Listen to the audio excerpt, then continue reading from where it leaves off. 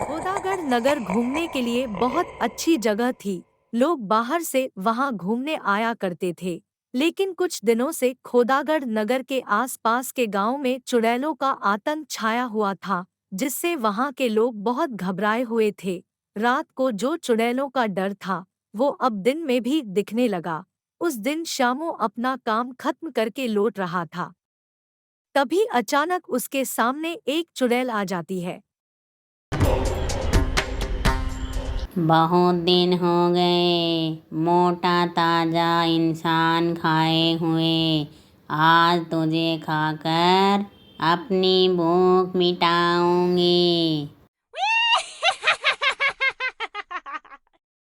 अरे मुझे खाकर तुझे क्या मिलेगा चुड़ैल? लगता है तूने तो सुबह से ब्रश भी नहीं किया है। जाने दे मुझे। Game over. फिर चुड़ैल शामू को मार देती है।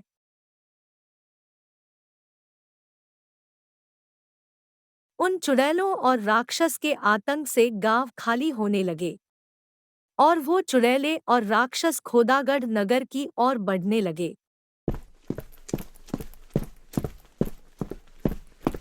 फिर दूसरे दिन बदरू और चंपक वहां घूमने को आते हैं। चुड़ैलों के आतंक से अनजान दोनों खोदागढ़ नगर में घूम रहे थे। तभी एक राक्षस उनके सामने आता है और फिर बदरू बोलता है। क्या चंपक, देखा क्या इसको? ये मेकअप कैसा करके आयला है? एकदम सच्ची का राक्षस लगता है रे बाबा, कसम ब्रासलेट की। अब आएगा मजा। तभी चंपक की नजर बाकी लोगों पर पड़ी। सभी उस राक्षस को देखकर भाग रहे थे। तभी चंपक बोलता है। अरे बदरू, मुझे लगता है ये सच्ची का राक्षस है। भाग ले यहाँ से।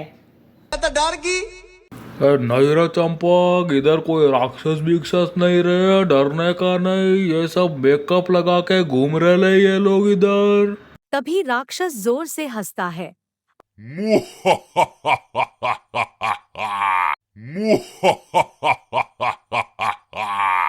और उसकी हंसी सुनकर चंपक बहुत डर जाता है। और फिर बदरू बोलता है। क्या रे कुर्सी के खटमल, ये एरिया अपन के लिए नवा है, लेकिन चंपक भाई को कोई डराने को नहीं मांगता क्या? नहीं तो तेरे को केले के माफिक छील डालेंगा। जान दे। लगता है तुम्हें तुम्हारी जान प्यारी नहीं है। हे हौले, हवा आने दे, चल निकालू क्या रामपुरी, ठोक डालेंगा तेरे को इधर ही, काय का राक्षस। फिर मौका मिलते ही चंपक बदरू को वहां से भगा लेता है। लेकिन कुछ दूर जाते ही एक चुड़ैल उनके सामने आ जाती है और फिर बदरू बोलता है। चंपक, डरने का नहीं रहे। ये देख, फिर से एक चुड़ैल इधर मेकअप लगा के घूम रहे। सब नाटक कंपनी के ये लोग। लगता है मेरा चुड़ैलों के हाथों ही मरना लिखा है। ए बदरू, तू पंगा मत ले रे बाबा। एक साथ दो शिकार, आज तो पेट भर कर खाऊंगी। क्या रे मेकअप की दुकान, किधर से निकालता है बे ऐसी डरावनी आवाज? गले में कुछ लगाया है क्या बे तूने? गले में तो अब मैं तुम्हारे डालूंगी बड़ी वाली स्ट्रॉ, और दोनों का खून एक साथ पीऊंगी। अब आएगा मजा।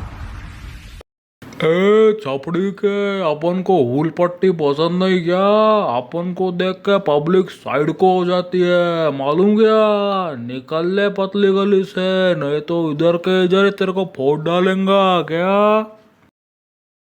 अरे बदरू, तेरे हाथ की लकीरों में सिर्फ शैतानों से पंगा लेना ही लिखा है क्या? चंपक सामने आई मुसीबत को समझ लेता है और बद्रू को वहां से भगाने में कामयाब हो जाता है। लेकिन एक और मुसीबत उनका इंतजार कर रही थी और उधर चुड़ैलें आपस में बात कर रही थी।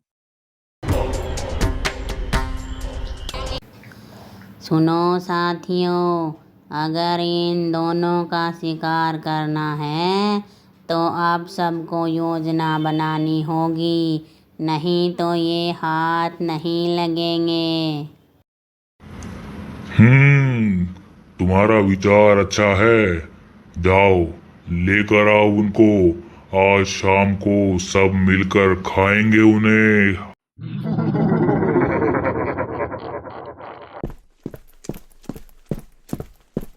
योजना के मुताबिक दो चुड़ैलें चंपक और बद्रू को एक खंडहर के पास ले आती है।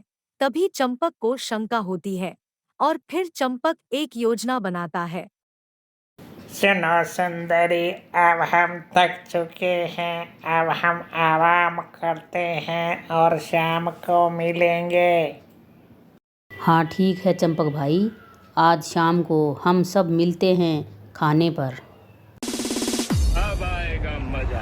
ऐसा बोलकर वो दोनों चुड़ैलें जो औरत का रूप बनाकर आई थी, वो दोनों वहां से चली जाती है और फिर चंपक बद्रू को समझाकर वहां से अपने गांव ले आता है। और फिर दोनों जब गांव के नजदीक पहुंचते हैं, तब उन्हें वहां प्रभात मिलता है और फिर प्रभात चंपक को बोलता है। क्या चंपक भाई, किधर जाकर के आए बदरू भाई के साथ? अरे कुछ नहीं प्रभात भाई, मुझे तो बद्रू खोदागढ़ घूमने को ले गया था। खोदागढ़ नगर? अरे चंपक भाई, वो तो 500 साल पुराना गांव है राजा सुखसेन के टाइम का। अब तो वहाँ सिर्फ खंडर ही हैं और बाकी कुछ नहीं। Game over. प्रभात भाई, तू चंपक भाई को डरा मत, समझा क्या?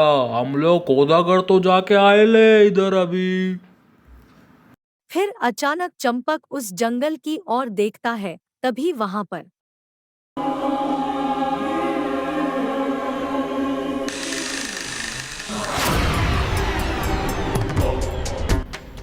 आओ आओ, निकल गई शिकार। ये बदरू मरवाएगा एक दिन मुझे इन चुड़ैलों और राक्षसों से।